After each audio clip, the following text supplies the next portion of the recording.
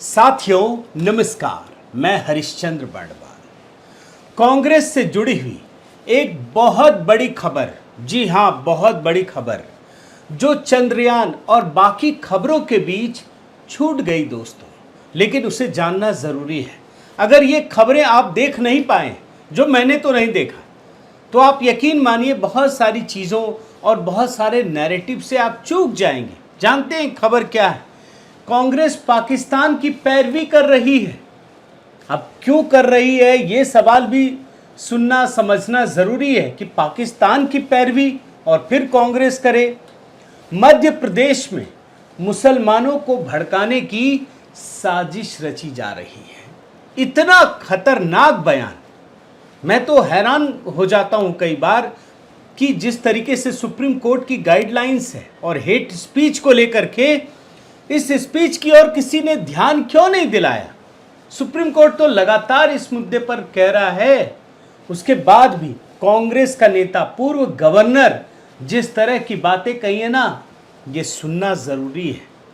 तीसरा, मध्य प्रदेश में मणिपुर का खेल खेला जा रहा है। आज जो मणिपुर में हो रहा है ना, ऐसा नहीं कि अचानक हो गया, बल्कि उसके पीछे की बहुत सारी घटनाएं हैं और उन घटनाओं को कैसे बीजारोपण किया जाता है, ये भी आपको देखना जरूरी है। तो मैं आपको एक एक करके खबरें दिखा देता हूं दोस्तों। पूरी दुनिया को पता है कि पाकिस्तान विश्व में आतंकवाद का गढ़ है। क्या इसको जानने में कोई तकलीफ है? क्या कोई देश अब मानने से इनकार करता है? नहीं करता है। और भारत पर तो खास करके जितने आतंकवादी हमले होते हैं, उन सभी में पाकिस्तान का कहीं ना कहीं रोल रहा है। और इसीलिए प्रधानमंत्री मोदी ने एक नीति बनाई। और ये नीति क्या है? मोदी सरकार ने ये फैसला किया कि जब तक पाकिस्तान आतंकवाद की नीति नहीं छोड़ता, तब तक उसके साथ कोई बातचीत नहीं होगी, कोई दोस्ती नहीं होगी। ये एकदम नीतिगत तौर पे प्रधानमंत्री मोदी ने फैसला कर लिया। और इसी का असर था दोस्तों कि हाल ही में प्रधानमंत्री मोदी और राष्ट्रपति जो बाइडेन ने प्रेस कॉन्फ्रेंस में पहली बार पाकिस्तान को आतंकवाद बंद करने के लिए कहा। ये जो साझा स्टेटमेंट है ना, ये इससे पहले इस तरीके का कभी नहीं आया था। लेकिन अब महत्वपूर्ण खबर समझिए। जो देश के भीतर कांग्रेस नेता मणिशंकर अय्यर, उन्होंने जानते हैं क्या कहा है? उन्होंने ये कहा कि पाकिस्तान सरकार की जो आतंकवाद की नीति है, उसे वहाँ की जनता क्यों भुगते? जनता दोषी नहीं है, पाकिस्तान की जनता दोषी नहीं है। और मणिशंकर अय्यर पाकिस्तान की पैरवी कर रहे हैं। ये कह रहे हैं कि पाकिस्तान की जनता भारत की दुश्मन नहीं है और उसके साथ बातचीत होनी चाहिए, उसके साथ संवाद होना चाहिए। अब आप सोचिए, कांग्रेस लेफ्ट लिबरल इकोसिस्टम ये पाकिस्तान के लिए बैटिंग क्यों कर रहा है? न भी करें तो भी पाकिस्तानी आजकल जय जयकार कर रहे हैं।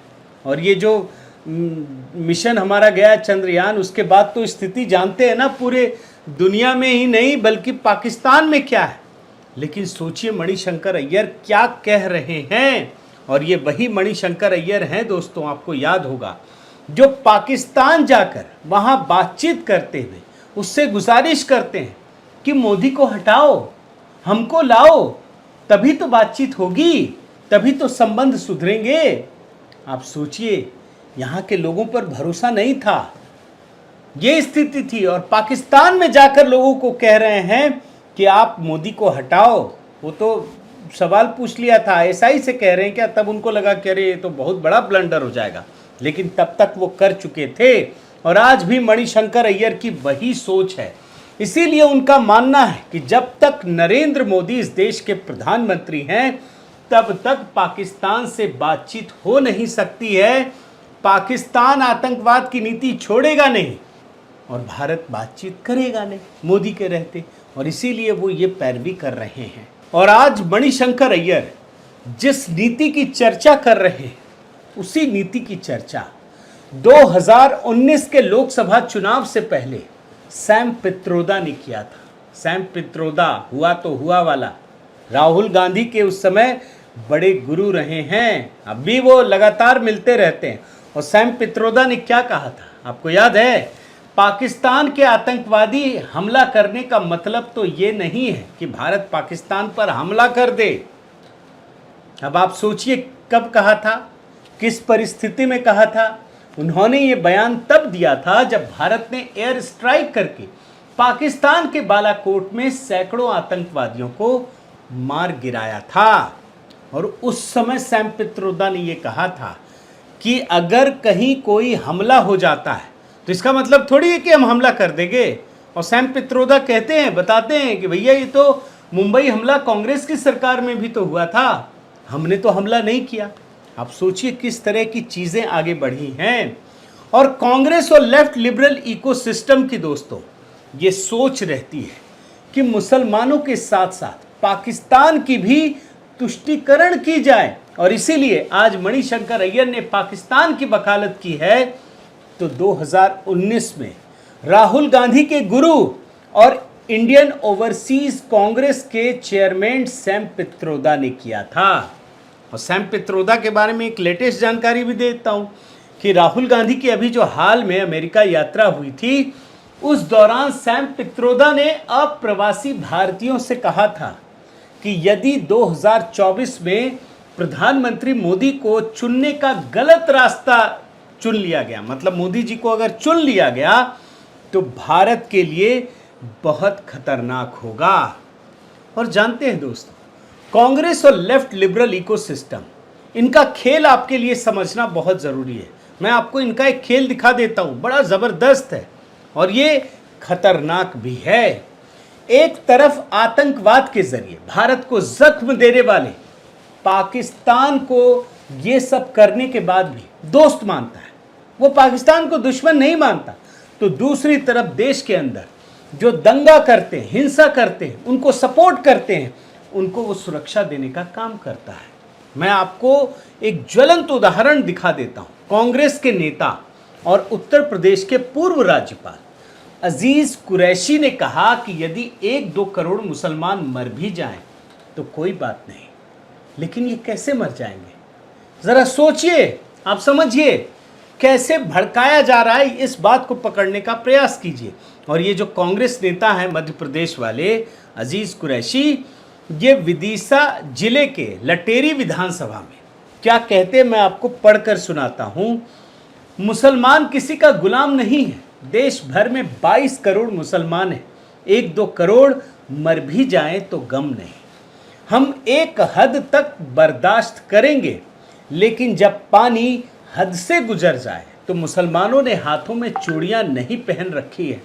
22 करोड़ में से 1-2 करोड़ मर भी जाएं तो कोई हर्ज नहीं है। क्या यह खतरनाक बयान नहीं है? क्या हेट स्पीच की श्रेणी में नहीं आता?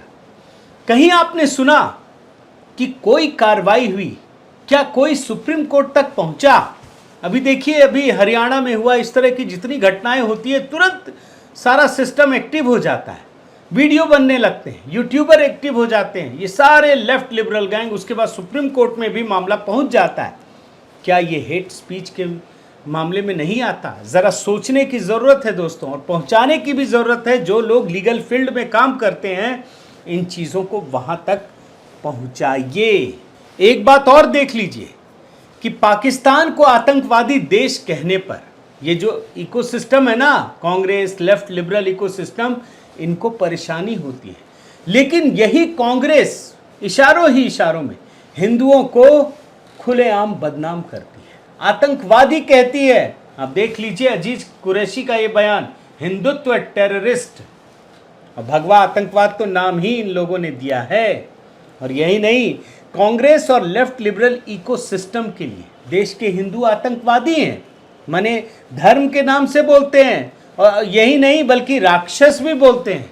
ये पूरा इकोसिस्टम ये कहता है कि प्रधानमंत्री मोदी को वोट देने वाले राक्षस और आतंकवादी हैं। आप खुद देखिए, ये तो रणदीप सुरजेवाला है, मध्य प्रदेश के प्रभारी हैं। अब मैं ये बात क्यों कह रहा हूं, आप सोचिए। भारतीय जनता पार्टी को वोट कौन देता है?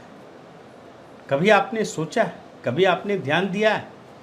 इसमें किसका अधिकांश बहुमत है? ये तो सर्वविदित है ना कि मुस्लिमों की एक बहुत कम आबादी भारतीय जनता पार्टी को वोट करती है। ये तो मान के चलते हैं, किसी भी सिस्टम में, किसी भी सोच में चले जाइए तो यानी बहुसंख्यक वोट करता है, और उसको ये रणदीप सुरजेवाला राक्षस बताते हैं, राक्षसी प्रवृत्ति के बताते हैं। यानी एक तरफ कांग्रेस और लेफ्ट लिबरल इकोसिस्टम मुसलमानों और पाकिस्तान को खुश करने के लिए किसी भी हद तक जाने को तैयार है, लेकिन मैं दूसरी तरफ की एक और चीज़ आपको दिखा देता हूँ। दूसरी तरफ ये पार्टियां हिंदुओं को जातियों में बांटने पर आमादा है, लेकिन मुसलमानों में भी तो कई जातियां होती हैं। क्या कभी देखा इन लोगों ने मुस्लिमों के लिए कोई जातिगत सर्वे, जातिगत गणना की जा रही हो? नहीं की जा रही है। बिहार में हो रही है, कर्नाटक में भी ये राजनीति हुई, और अब जाकर के पूरा का पूरा विपक्ष जो कुनबा है वो जातिगत जनगणना को नए लेवल पर लेकर जाना चाहता है, वो तोड़ना चाहता है, वो भेद क्रिएट करना चाहता है। और इसीलिए देखिए मध्य प्रदेश में मल्लिकार्जुन खड़गे ये प्रॉमिस करके आए हैं कि हम जातिगत जनगणना करवाएंगे। कहाँ करवाएंगे? कभी बोला मुस्लिमों में भी जातियां, वहाँ भी जातिगत जनगणना कराएं। देखिए हमारा मकसद ये नहीं है किसी पे भी मतभेद पैदा हो, लेकिन इन लोगों की कोशिश क्या है ये आप समझ लीजिए, क्योंकि आप जानते हैं दोस्तों कि जाति या वर्ग के आधार पर संसाधनों के बंटवारे से समाज में हिंसा के साथ साथ विभाजन की आग गहरी हो जाती है। और आज जो मणिपुर में दिख रहा है ना, ऐसा नहीं है कि अचानक घटना घट गई दोस्तों, वहां एक विभाजन की बहुत बड़ी रेखा खींची गई। यह आज की बात नहीं है, दशकों से ये होता आ रहा है, और वही चिंगारी आज जो है इतने बड़े भयावह आग का रूप ले चुकी है, और तब भी इसको भड़काने की कोशिश की गई। ये कोशिश नहीं हुई कि ये दोनों एकजुट हो जाएं। आप सोचिए कि मणिपुर में ईसाई और हिंदू समुदाय के लोग ही बहुतायत में हैं, और दोनों मिलकर भारतीय जनता पार्टी को बहुमत की सरकार दी, दोनों ने मिलकर के। अब कोई भी नाराज हो जाए तो सरकार कहाँ बनेगी? तो आप सोचिए कि ये जब लड़ाई झगड़ा होता है तो फायदा असल में किसको होता है? तो कुल मिलाकर दोस्तों एक बात याद रखिए कि आज़ादी से पहले के काल से जो अंग्रेज़ों की नीति थी ना, बांटो और राज करो, उस बांटो और राज करो का जो असली मकसद था, धर्म के आधार पर तोड़ कर रखो, जातियों के आधार पर तोड़ कर रखो। और ये जो तुष्टीकरण की नीति है, इससे बहुत सारे काम हल हो जाते हैं, बहुत कुछ नहीं करना पड़ता। बस दो लोग आपस में लड़ते रहें, अपनी सेटिंग हो जाए, अंक गणित बैठ जाए तो आप चुनाव जीत जाते हैं। फिर उसमें आपको कुछ ज़रूरत नहीं पड़ती। ये बिहार भी इसका उदाहरण है, जहां माई समीकरण के दम पर इतने साल तक इन लोगों ने राज किया, कोई दूसरा कुछ नहीं कर पाया। विकास तो छोड़ ही दीजिए, बल्कि पूरी जो कानून व्यवस्था है वो भी चौपट हो गई। लेकिन आज वही नीति को खुले तौर पर तुष्टीकरण के साथ अपनाया जा रहा है, और उसकी वजह यह है कि मोदी काल में जैसे जैसे जनता एकजुट हो रही है, मोदी और मजबूत हो रहे हैं और उन्हें वोट मिल रहा है। एकता की ताकत इस देश और पूरी दुनिया देख रही है। तो विपक्ष की कोशिश है कि किसी तरीके से इनको वोटरों में कन्वर्ट करके, वोटिंग पैटर्न में कन्वर्ट करके लोगों को तोड़ दिया जाए। और उन तोड़ने के प्रोसेस में अगर थोड़ा बहुत भी गणित इधर का उधर हो गया ना, तो इनको लगता है मोदी जी हार जाएंगे। और यही चीज़ हमें और आपको समझने की ज़रूरत है। बहुत बहुत धन्यवाद। आपसे निवेदन है साथियों कि आप मेरे इस चैनल को ज़रूर सब्सक्राइब कीजिए, लाइक कीजिए, शेयर कीजिए, कमेंट कीजिए, और इस बेल आइकन को प्रेस करना मत भूलिएगा। नमस्कार।